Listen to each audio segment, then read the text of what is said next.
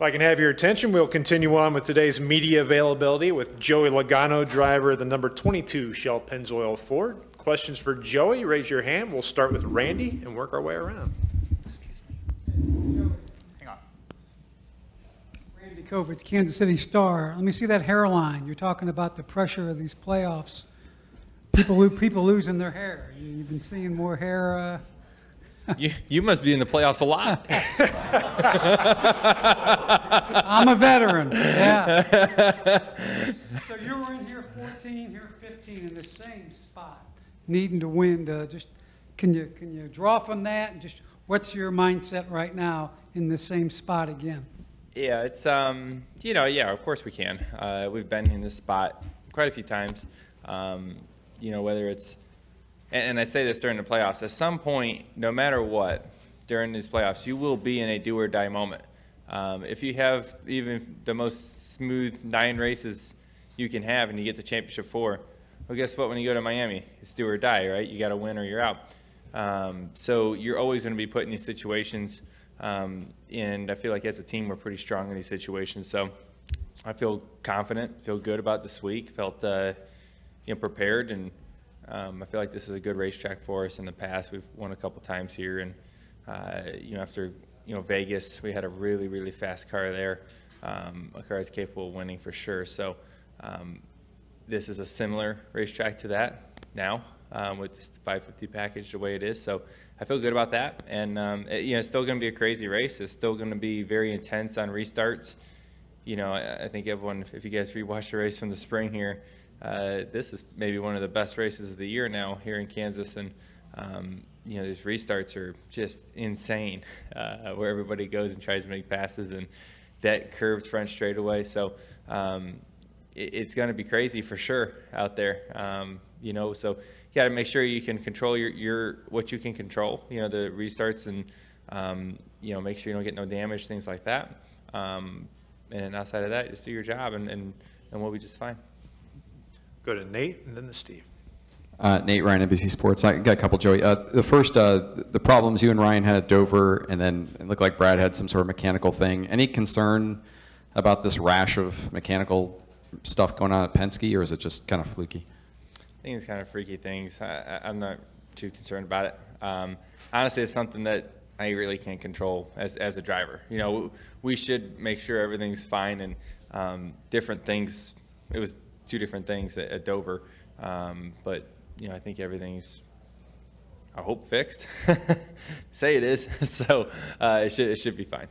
And then you took a little bit of a heat from some other guys about Dover and the way you were racing, and obviously you were doing it because of points. Do you feel a little vindicated now coming here that, points do matter? Coming in 18 points up, you needed pretty much every point to be where you are right now? Yeah, I said that 2 weeks ago, that I needed every point I can get because of the situation that we're in. We used up all our cushion, and then last week we got a bunch of points, which is good, but we're still on the, we're basically on the cut line. We're ahead of it. We were behind it. Now we're ahead of it. But, the facts are, if one of those cars that are outside the top 4 wins this week, we'd be the first out. And, we're 2 points from the 2 car. So tell me what every point means. It could mean your whole championship. So that's my mindset. I believe that's where it has to be when we're kind of put up with our backs against the wall, and when we have to perform. So we have to get every point that's there. Go next to Steve, then to Jonathan, then to Chris. Steve Conley, PRN. Joey, we've seen Kansas really kind of disrupt the playoff in recent years, more so than some of the wild cards. How do you approach this race? Do you have to tiptoe through a little bit, or can you be aggressive from the word go to get the stage points? I'm not a very good tiptoer. More of an aggressive style has worked for me in the past. So I don't change my style very much from track to track, only when it's necessary. But I do think this is a racetrack that it does reward the smart racer, but it also rewards the aggressive racer in a lot of ways. You can't be scared to make the moves on the restarts, but you don't want to just make moves to make moves. A lot of times you see drivers do that on restarts they take the run that's ahead of them, but it doesn't mean they actually win anywhere. They may win somewhere for a corner and then lost 5 spots on the straightaway. Those are the things you got to really look out for. Just like super speedway racing, there's plenty of times you get a huge run last week that, man, I can pull out and pass 3 cars, but no one's going to go with you, and you're going to be 20th in a second. So it definitely, you have to weigh out of how aggressive you want to be, but more importantly, how smart you are in those situations. Jonathan Field with racingexperts.com. Compared to the night race in May, how do you approach this race and sort of drive the race compared to the night race? Handling will come into play more. And how you build your car, I guess, is probably 3 or 4 different ways people will look at it. Whether you want handling or you want drag out of your car, it's still a question that I think's up in the air. For a lot of race teams, and probably all of them, of saying, what will we need when race time? It was cool out last time we were here. It was dark, and it was a little bit more obvious of the direction you should go. Now, I don't know. We'll have to kind of wait and see. There's still, as we've come around to these racetracks the second time with this new rules package, there's still questions that we have not answered. That are still up in the air that we think, well, maybe this is the way to go, but then you go to another track and you may change your mind before you get back here. So it's very confusing right now to kind of wrap your head around what's best. Chris? Chris Knight, catchfans.com. Joey, I just want to circle back to the whole glasses thing, from last weekend at Talladega. Was it like a joke that you're sitting around the hauler and said, hey, let me try those on, or what precipitated the whole glasses situation? Is it something that you're going to wear for the rest of the season, or how often do you wear them? Can you walk us through that? Because obviously you said it made you a better driver. I think it helps. No, I honestly didn't think I obviously can see fine. I'm not wearing them right now. But I tried on Kyle's glasses back there because we were in the lounge and I was trying to read the ticker on the TV of where everyone was in Xfinity practice. And he said he could read it. I said, no way you can read that. So then I tried them on, and I said, oh, look at that. Your glasses helped me. So then I figured I should go to the eye doctor. And so now I got some glasses. And I got that to go with my awesome hairline. So that should work out good. Welcome to the aging process. It's happening, guys. It's happening, okay? How often will you wear them? I mean, will you wear them every Sunday, or just as you feel like it is needed? No, I think I'll wear them all the time. I've been wearing them during the week a lot. Just getting used to them. So just helps me see far away, which I think is a good thing when you're driving a race car. Able to see whether it's debris on the track, little things, maybe down pit road, being able to see your signs, stuff like that seemed to help me last week. Additional questions for Joey? We'll go to Claire. Claire B. Lang, Sirius XM NASCAR Radio. I was thinking because at Talladega, when I went to sleep, I had trouble sleeping, and I dreamed about nose to tail, and I'm not driving a race car, right? And I wondered, when all this is on the line, how well you sleep. And not because you got a little one, but are you able to stop it and go to sleep when the playoffs are on the line? And do you sleep pretty good? I do. I do sleep good. I'm able to flip a switch. I've said this before, but I'm able to turn this thing on and off, and I think that's really important to be able to do just for your health and to be able to do this a long time. If you lived in just racing and that was it, I don't think you'd be able to have a long shelf life. I think you'd stress yourself out to where you wouldn't even want to do it.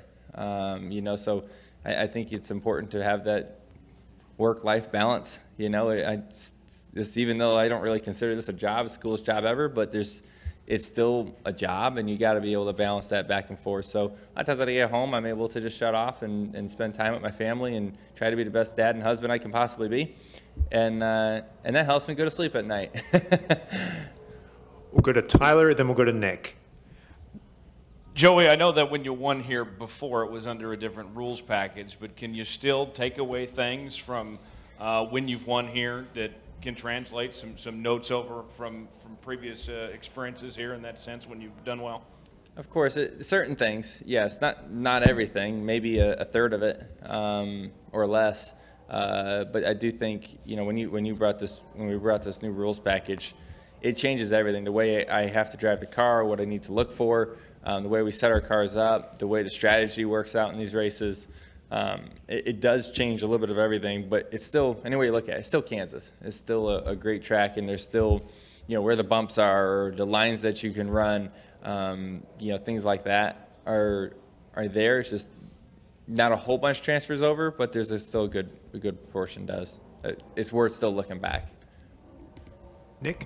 Nick Bromberg, Yahoo Sports. Knowing that you're 18 up because of the stage points you got at Talladega, do you look back and understand exactly why Alex did what he did at the end of stage 2 because of how important potentially 10 points would have been in that situation?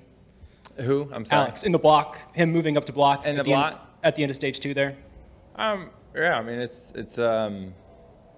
Would you have done the same thing if you were in his position, knowing you potentially could have gone from 10 points to 0 in that stage? Yeah, I mean, he probably would have been shuffled out pretty big right there. And he's smart enough to know that he was going to be shuffled out to where he was going to go from first until probably one of the Chevys let him in. Which I don't know where the next one was at the time, but probably wasn't too far back, actually. The run I had was so big. It was huge. I got that push from the 14, and it was like, I got to go somewhere. I can't lift because then I'm possibly going to get crashed. So I have to protect myself. And he threw the block, and it's like, I got nowhere else to go here. I can't change directions that quick down the straightaway without losing control of my car. And so we ran into each other, and that's unfortunately kind of the situation that happened. It's racing. I don't blame him for the block. The run was unblockable, though. It was too big. But I can understand why he did it. I can't say I would or would not without actually being in his situation and in his car. Were there more unblockable runs than normal? Sunday and Monday? Yeah, not more than it has been since we've gone to this rules package. This big spoiler has made the runs closer and it doesn't push the car away and ahead of you before you get there. With the small spoiler, when you were a car length and a half behind them, the lead car would start accelerating so much that you never even get there. And now that doesn't really happen as much to where you blow right through this, what we call the bubble, right to the back bumper. And the car just keeps drafting right up to them. So it makes those blocks have to be quicker, and they're physical blocks instead of just being an aero block and getting the push and moving along and never having to make contact. Now, when you block someone, you better be ready for some contact and make sure your car can handle it, because they're big hits. They're huge hits. Boyer was behind me. I saw his crew chief customer. I said, the guy's an animal back there. He was. I didn't know our bumpers could withstand the impacts that our cars were taking. But it was what we needed. But it was a good thing my car was strong enough and my car had the handling to be able to accept those hits. But that's what this rules package does to super speedway racing. Go to Bob, and then we'll finish it with Chris. Bob Hockers, Fox Sports. Considering where you are in the points, do you feel like you control your own destiny tomorrow, or with the fact that if one of the guys behind you wins, it could come down to you and Brad or you and somebody else? I mean, you can control your own destiny by going out there and winning. That would be the best way to do it, right? And that's what you can control. Outside of that, we just have to maximize our day. And I've said that since we started when we were out in Vegas, as you just have to go out there and get every point that's possible to get. And, obviously Brad's just a couple points ahead of me. There's going to be a race there and even ahead of him, and try to get that spot if you can. Because you don't know what's going to happen with those 4 cars that are outside right now looking in. And they're good cars. Those are cars that are capable of winning, especially at a track like this. So we need to be smart and be aware of that. And like I said, the best way to do that is just go win and don't worry about any of it. But it's definitely in the back of your mind. It's something you have to think about throughout the race. You're going to ask those questions. And as a driver and as a crew chief, you hope they give you the right answers and the things you need to make the smartest move out there. Chris? Are you excited to be dad again? I am. We're a little nervous, pretty scared. It's quite the adjustment, I think. Everyone says 1 is 1 and 2 is 10, so that's really frightening. But hey, we were pretty scared when we had Hudson, and he's still alive and going, so that's good. So I guess we'll figure it out, but it'll be quite the adjustment. So we'll have to get ready for that over the off season. Definitely definitely a big project ahead of us, and but we're looking forward to it. It's going to be a lot of fun, I hope. Probably going to be really hard, but it should be a lot of fun too. Awesome. Well, thanks for joining us, and good luck this weekend. All right, thank you.